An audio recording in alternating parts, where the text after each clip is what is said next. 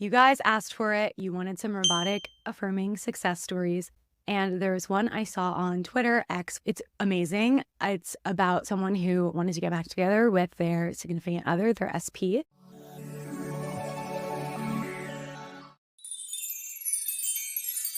I think, of course, it's important to be really solid and secure in yourself and your own self-concept. But when you have a direct issue or relationship snafu of any kind, there's something wrong about your thinking of the relationship or of that person specifically. And you can completely redirect and correct the course of that relationship by robotically affirming. Disclaimer, regulate your nervous system before you start affirming something. I'm not talking about being in a dark room for 16 hours and manically affirming. That sounds like a mental health disaster waiting to happen. But I do think that some people have been having success, that they've repaired relationships and gotten out of victim mentality or this argumentative, confrontational way of being by just saying to themselves repeatedly that things are better than ever, that their person's showing up the way they want them to, that they are feeling great and healthy in the relationship and being their best version. And just robotically repeating that has actually helped so many people. It's so simple. It's like comical. But let's read this success story from V. I've been following V's Twitter for a minute now. Her handle is @highestpedestal if you want to go follow her. And I know she was a member of Sammy's group at one point. So she posted the success story that she posted in Sammy's group. So it's her own personal success story about getting back together with the love of her life. So she said, my man, SP, and I hit a rough patch a couple of weeks ago, and it was messy. We didn't speak for almost 2 weeks. I started following Sammy's teachings and applied it right away, looping only one affirmation and persisting no matter how I felt or what I saw. Within a day, yes, a day of me using strict discipline, he called me later that night while I was out. We talked for a little bit, but after it ended, I still continued to persist with the same affirmation. The next day, I didn't really hear from him all day and ended up reaching out / calling him with no answer.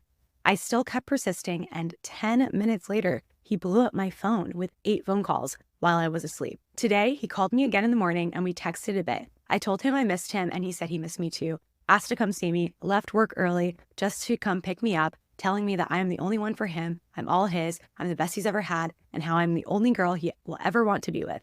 Kept repeating back all of my affirmations from how he couldn't stop thinking about me, how I'm always on his mind, he missed me so much, and how I'm all he can ever think about. It goes on, but there's no doubt that this man is head over heels in love with me and ready to give me the world now.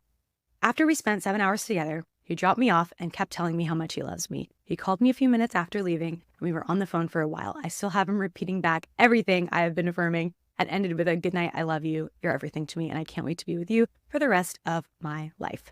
Moral of the story, if you want it, it's already yours. Claim it, persist in it, and choose it every single time.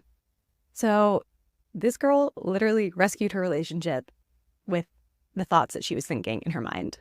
And to this day, her relationship is thriving. I don't know when that was originally posted. I think it was last fall.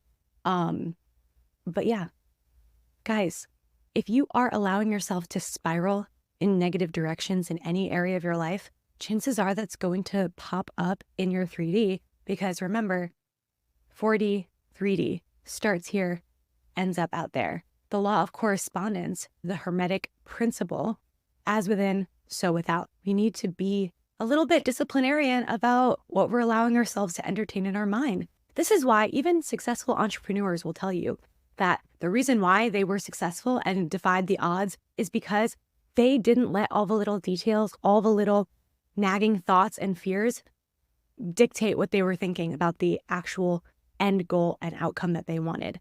And it's like that in relationships. Think about the people who are always looking for issues in their relationship or wanting to go through their phone, or all of these behaviors that are pretty toxic. They end up manifesting more issues. I'm not saying bypass something when you have a really bad instinct about someone or their behavior, or they're constantly not showing up in a way that's respectful. Obviously, use your best judgment. But for the most part, if you are someone whose dominant awareness is on problems and drama, that is what you will create. We should always be prioritizing our thoughts, and that allows us to feel better in our daily life too. If you're lazy and undisciplined with your thoughts and just letting yourself indulge in all these negative, toxic narratives, I really think you should check yourself. I say this with so much love and absolutely no judgment, because there was a period of time in my life where I was subconsciously, inadvertently romanticizing disappointment in love. And I didn't even realize fully that I was thinking this way. I was caught in this vicious cycle of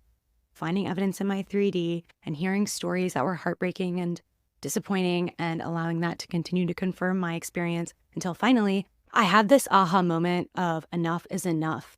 I do not need to be experiencing this. This does not have to be my story anymore. I started changing my thinking about love and relationships and what I knew I deserved inherently. And my 3D ended up eventually reflecting that positive change in thinking. Common sense. And if I had known about robotic affirming and been really disciplined about repeating affirmations at that time, I would have seen a favorable turn of events a lot sooner in that area of my life. So I'm really glad that now I have this tool at my disposal, and that's why I'm so passionate about sharing it with you guys. You can create a peaceful, drama-free, enjoyable, mutually fulfilling, loving, fun, dynamic relationship if you put your dominant awareness, attention, focus, energy, intention into that. It's that simple, guys. The law of assumption. Okay, I will be back tomorrow. Bye.